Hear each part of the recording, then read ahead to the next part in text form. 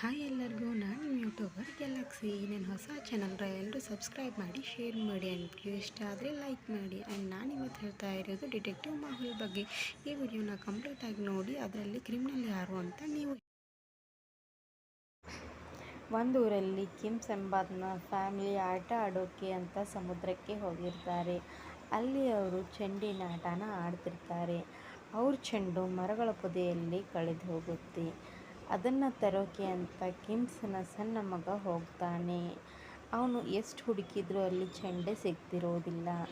ಆದ್ದರಿಂದ ಅವನು ಹುಡುಕ್ತಾನೆ ಇರ್ತಾನೆ. ಅಲ್ಲಿ ಯಾರೋ ಒಬ್ಬರು ಆತನ್ನು ಕಿಡ್ನ್ಯಾಪ್ ಮಾಡಿಬಿಡ್ತಾರೆ.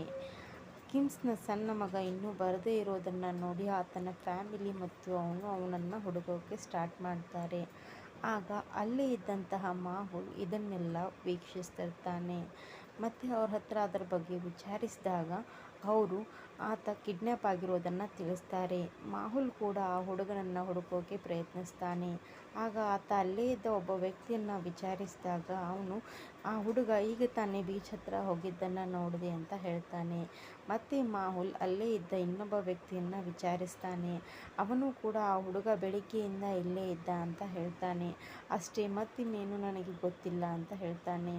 ಮತ್ತು ಅಲ್ಲೇ ಇದ್ದ ಇನ್ನೊಬ್ಬ ವ್ಯಕ್ತಿಯನ್ನು ಮಾಹುಲ್ ವಿಚಾರಿಸಿದಾಗ ಅವನು ಕೂಡ ಆ ಹುಡುಗ ಇಲ್ಲೇ ಬೀಚ್ ಹತ್ರ ಹೋಗಿದ್ದನ್ನು ನೋಡಿದೆ, ಮತ್ತು ಇನ್ನೂ ಜಾಸ್ತಿ ಗೊತ್ತಿಲ್ಲ ಅಂತ ಹೇಳ್ತಾನೆ. ಆಗ ಮಾಹುಲ್ಗೆ ಈ ಮೂರಲ್ಲಿ ಡೌಟ್ ಬರುತ್ತೆ. ಈ ಮೂರಲ್ಲೇ ಯಾರೋ ಒಬ್ಬರು ಆತನನ್ನು ಕಿಡ್ನ್ಯಾಪ್ ಮಾಡಿರ್ತಾರೆ ಅನಿಸುತ್ತೆ. ನೀವು ಗೆಸ್ ಮಾಡಿ ಈ ಮೂರಲ್ಲಿ ಯಾರಿರಬಹುದು ಅಂತ.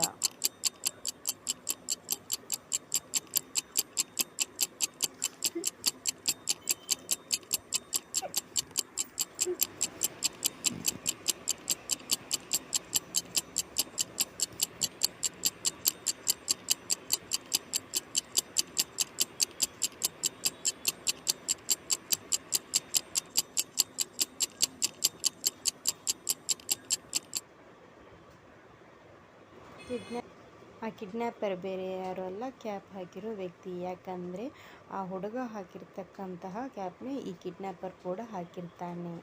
ನೀವು ಕೂಡ ಇದೇ ಆನ್ಸರ್ ಕೊಟ್ಟಿದ್ದೀರಾ.